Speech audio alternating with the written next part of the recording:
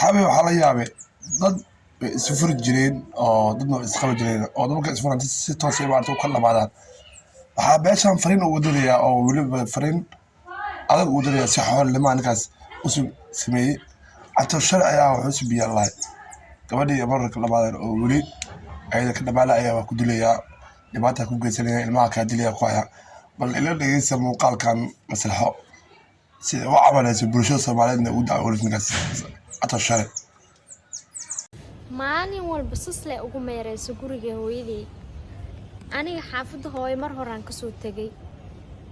oo shaqii adduunka burinaya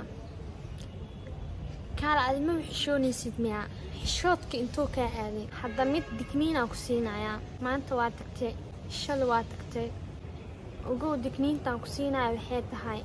walaalahay wiilka aan dhalay haddii maanta ilaahay dhibna ma keeno ad meeshas qas iyo wax ad ku soo sameyso ama cunuga dhalay ama walaalahay ad far gaarsiiso iska jir inaan adduunka sii saarnaaneenin farintaad mar ana dhiigsidan galay qaymaha ku dhultee qabaytay in wiilkii ama garaafo oo gaarsiiyo marka dadka in loo sheego atoosh waa wax fiican dadka way isfuri jireen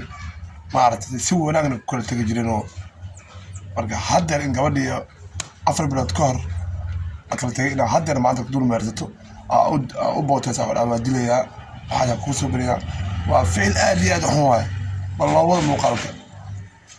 adduunyada wax ma tasaabay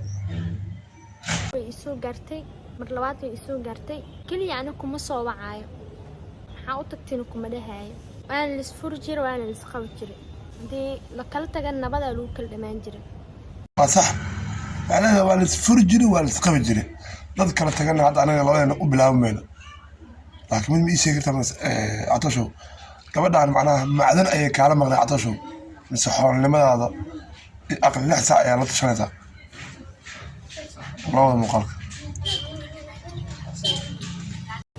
laakiin qofaan raadasana iyo waxaas xoolo man kaala tagay oo kaala aan ku soo guday ii sheeg inta xoolo aan kaala tagay aniga oo xoolahaas waxaas iga haystaa isii dheh aan ku siiyay musiibada aala wareegaysid meelahaas la tag iyo cadowtinimada aala wareegaysid ogow qofka aasaa u raadinaysid arabta inaad dhibaato u geysato wiilka aan dhalay oo boqolowga maanta ani iskama dhalinay dadaa dhaleen ogow haddaa inta aad gaarsiiso maanta maslaxada arkays bir dad kala arkaysaa ogow walaalay haddaad wax gaarsiiso inaad dad arkayso anina aad arkayso wiilkayga sax sida noo sheegtay maslaxo wax oo dhibaato ugu geysan karo ma jirto ilmahaada dhibaato u geysan karin guryahaada si ag wareego weli xawaa ninka maanta makaa sabrin oo sida ku kala tagana waxay si maaragtay oo lama filaan oo asagu filaynin marka saas guriga sagada wareego asaa ku dhaafada laakiin arrinka usubi arrin aad iyo aad u ceeb waay oo baraha bulshada Soomaaliyeed ceebka ah dadka way isfuri jireen wayna kala tagi jireen in weli saas uu dul wareego gabar oo marar kala dhamaadeen gabadha weli ay tabanaysa marka maslaxo qof qaali ayaa tahay qof waxaa tahay xushmada ku dheeraatay qof waxaa tahay bila aadinimada wax ka yaqaan marka muku soo aadi karo bulshada Soomaaliyeed ayaa marqaato u dhigaysa ninkaasi banaanka ka maro bulshada Soomaaliyeed u sheegayso muuqaalka asxaabay hala shar gareey